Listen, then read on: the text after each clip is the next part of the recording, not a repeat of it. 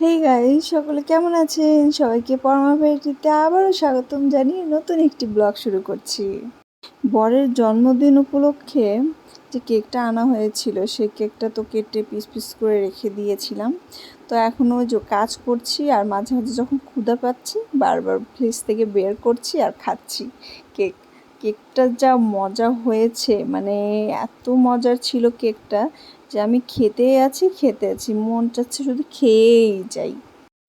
আমি না হয় সাথে সাথে ফ্রিজ থেকে বের করে খেতে পারছি, বাবুদের তো দিতে পারছি না, এই জন্য অনেকক্ষণ পরে ওদেরকে দিচ্ছি যখন ঠান্ডাটা ছেড়ে যাচ্ছে কেকে।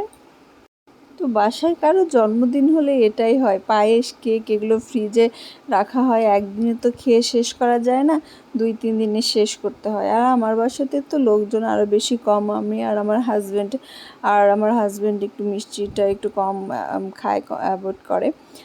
তো আমাকেই ওটা বারবার খেতে হয়, তবু ও খাচ্ছে, যেহেতু আমি একা পারছি না। বাচ্চাদের দিচ্ছি কিন্তু পায়েসটা ওদের দিচ্ছি না, কেক দিচ্ছি। কেক যদি ওদের সামনে খেতে লাগে ওরা মানে হাঁ করে তাকিয়ে থাকে, না হলে কান্না করে, সেজন্য দিতে হচ্ছে। যাই হোক, কেকটা ফ্রেশ ছিল। আর এই যে এই 2 দিন আগে মাছ নিয়ে এসছে, এটা হচ্ছে মলা মাছ। ইন্ডিয়ার ওইদিকে বোধহয় ওনারা মৌরলা মাছ বলে খুব সম্ভবত। আর মাছগুলো যে এত বড় বড়, আর প্রত্যেকটার পেট ভর্তি ডিম, মানে দেখেই মনে হচ্ছে যে খেয়ে ফেলি এরকম।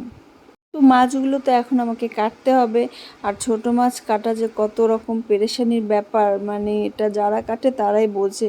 ছোট মাছ আমার ভীষণ প্রিয়, কিন্তু কি করব, যখন আনে তখন মনটা একটু খারাপ হয়ে যায় যে এই মাছগুলো তো আমাকেই কাটতে হবে।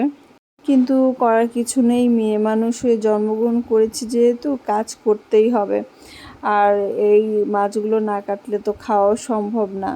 তো মজার কোনো কিছু পেতে গেলে বা ভালো কিছু পেতে গেলে অবশ্যই পরিশ্রমটা করতেই হবে, তাই না?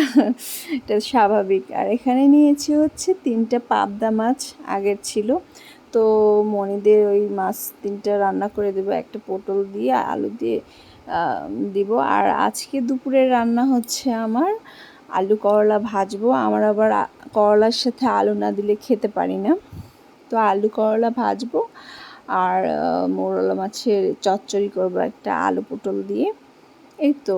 আর সকালের জন্য করেছি হচ্ছে ভর্তা ভাত আর হচ্ছে কাঁচকলা ভাজি। তো আমার বরমশাইয়ের স্নানটা করতে একটু দেরি হয়েছে, ও অফিসের কাজ করছিল, তো এই জন্য ও স্নান করে পূজা করে আসবে, তারপরে সকালের খাওয়া হবে। তো এর মধ্যে আমি দুপুরেরটা একদম গুছিয়ে নিচ্ছি, যে যাতে তাড়াতাড়ি হয় রান্নাটা। তো আমি দেখলাম ও স্নান করে পূজা করে আসতে আসতে আমি এদিকে এগুলো কেটে গুছিয়ে ফেলি। এদিকে সকালবেলা মাম্মামদের নুডলস করে দিয়েছি, তো ওরা নুডলস খেয়েছে। আর এই ফাঁকে আমি দুধটাও জাল দিয়ে নিচ্ছি, যাতে ওদের ক্ষুধা লাগতে লাগতেই দুধটা হয়ে যায়, দুধটা অন্তত ধরতে পারি। কারণ ভাত হয়েছে ঠিকই, কিন্তু ভাতের সাথে মাছ কিংবা ডিম না হলে তো ওরা ছোটো মানুষ খেতে পারে না। তো ওটা করতে করতে অনেক দেরি হয়ে যাবে, এই জন্য আর কি। ছোটোবেলায় একটা কথা আমি এখন ভাবি মাঝে মাঝে, যে এখন তাও টুকটাক সবজি টবজি খাই। ছোটোবেলায় এমন ছিল যে সবজি বলতে চিনতাম শুধু আলু, আলু ভাজি, আলু সিদ্ধ, আলুর কোনো তরকারি হলে একটু খেতাম, মাছ আর আলু এই জিনিসটাই চিনতাম। তো সবজি একদম খেতে চাইতাম না। আসলে বড় হওয়ার সাথে সাথে সব কিছুই পরিবর্তন হয়ে যায়, রুচির পরিবর্তন হয়, সময়ের পরিবর্তন হয়, পছন্দগুলোর পরিবর্তন হয়। তো এখন করলা ভাজি বেশ ভালো লাগে।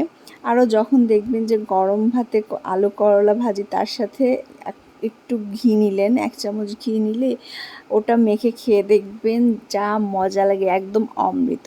আর মাছ মাংস তখন লাগবেই না।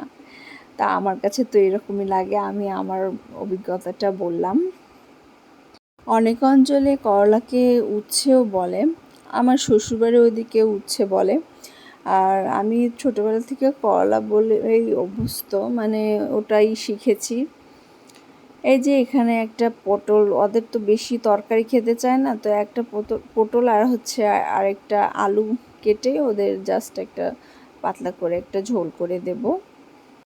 বাচ্চারা আসলে খাবার নিয়ে অনেক ঝামেলা করে, এটা খাবো না ওটা খাবো না, কিন্তু আমার বাচ্চারা কখনো খাবার নিয়ে যে ঝামেলা করা তা করে না।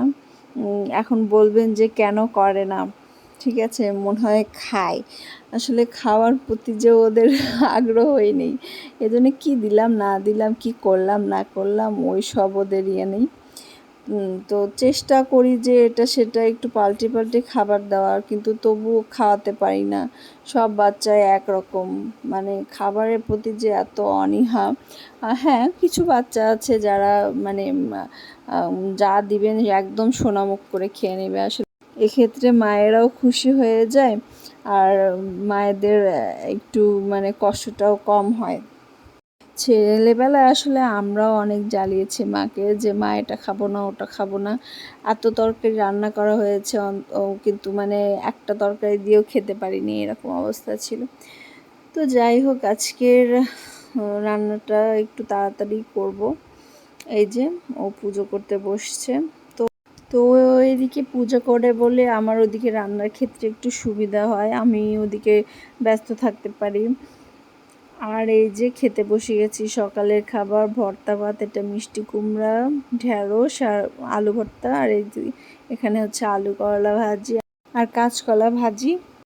তো মলা মাছের চচ্চড়িটা একদম লাস্টে হয়েছে, এখনো খাওয়া হয়নি, তো দুপুরে খাওয়া হবে আর কি। দেখে তো ভালোই লাগছে, এখন খেতে কেমন লাগবে সেটাই হলো ব্যাপার। আসলে যে কোনো জিনিস না, মানে দেখতে আগে সুন্দর হওয়া চাই, প্রেজেন্টেশনটা বা দেখতে সুন্দর হওয়াটা খুব বেশি ইম্পর্ট্যান্ট। পরে আসে হচ্ছে গুণাগুণ বিচার করার ব্যাপারটা। তো রাতের খাবারে আজকে চাপড়া, আমাদের জন্য ডিমের অমলেট, আর বাচ্চাদের হচ্ছে ডিম পোচ, এই তো খাবার। তো আজকে ব্লগটা আর বেশি বড় করছি না, এখানে শেষ করছি। সবাই ভালো থাকবেন, সুস্থ থাকবেন, টাটা।